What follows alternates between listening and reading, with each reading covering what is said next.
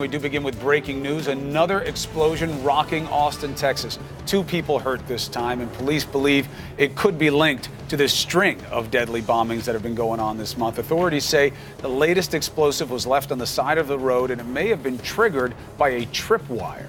Police urging people in the area to stay inside their homes this morning. The latest explosion coming just hours after police made a rare public appeal to the bomber or bombers responsible. To learn more about the message behind the attacks and, of course, the question that looms, is this the work of a serial bomber? CNN's Ed Lavandera is live in Austin with the breaking details. Ed? Good morning, Erica. Well, here authorities are waiting for the sun to come up so they can begin processing the scene of this latest explosion. It happened last night. 2 men in their 20s were injured. They are being treated in a local hospital, not life-threatening injuries, so they're expected to be okay. But this latest explosion, a little bit different from the 3 previous that we've seen here since March 2nd. The 3 previous explosions taking place on the east side of the Austin area. This particular location in southwest Austin, so quite a ways away from where those previous explosions had taken place. And also, authorities believe that a tripwire is what detonated this latest explosion. That also very different from the other 3 explosions, and that is why the police chief here in Austin is telling residents across the city to be highly vigilant about their surroundings. It is very possible that this device was a device that was activated by someone either handling, kicking, or coming in contact with a tripwire that activated the device. So that changes things. We now need the community to have an extra level of vigilance and pay attention to any suspicious device, whether it be a package, a bag, a backpack, anything that looks out of place, and do not approach it. So as you can see behind me, this particular area in this neighborhood has been cordoned off by police. They have issued a warning to residents within a half-mile radius of where this explosion took place to remain in their homes for the foreseeable hours until they are done processing the area. In fact, school buses won't be allowed into the area to pick up students this morning. That is what this particular neighborhood here in southwest Austin is dealing with this morning. Chris? All right, I appreciate it. Joining us now is CNN's legal and national security analyst, Asha Rangappa. Asha is a former FBI special agent. Thanks for being with us this morning. Thank you. You know, just to put a little bit of context into this time frame, right before this bombing, the local police there had reached out to whomever is responsible for this.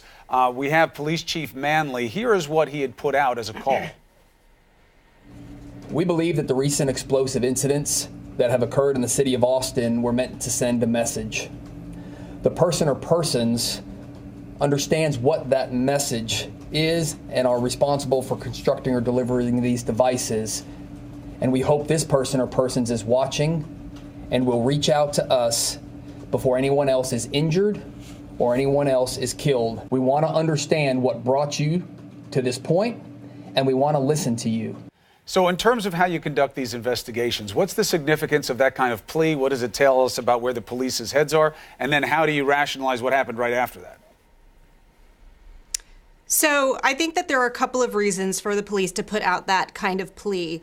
First, when you have a pattern of violence like this that they believe is tied to one person, it could be that this person is looking for attention, and having that acknowledgement that they are paying attention, that there is another way for this person to be heard, can offer another avenue for this person to express themselves. The other thing is that if this person does reach out with a message, with their ideology, it can offer a clue on the profile of this person. If we look back to Ted Kaczynski, who was the Unabomber, that was a 17-year investigation, Chris, the longest and most expensive in the FBI's history. And Janet Reno, who was the Attorney General at the time, actually encouraged some newspapers to publish his manifesto, which was against modern technology or something.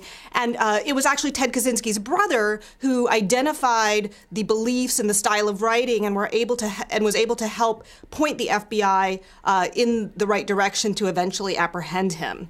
So there are a couple of reasons there that they would ask for it. And then in terms of, to your second point, Chris, in terms of this plea for, let us know what's behind all of this, give us your message. And then a short time after that, this next bombing, a little bit different, we're told, likely a tripwire, not a package in this case, but still it's tough to miss that significance there.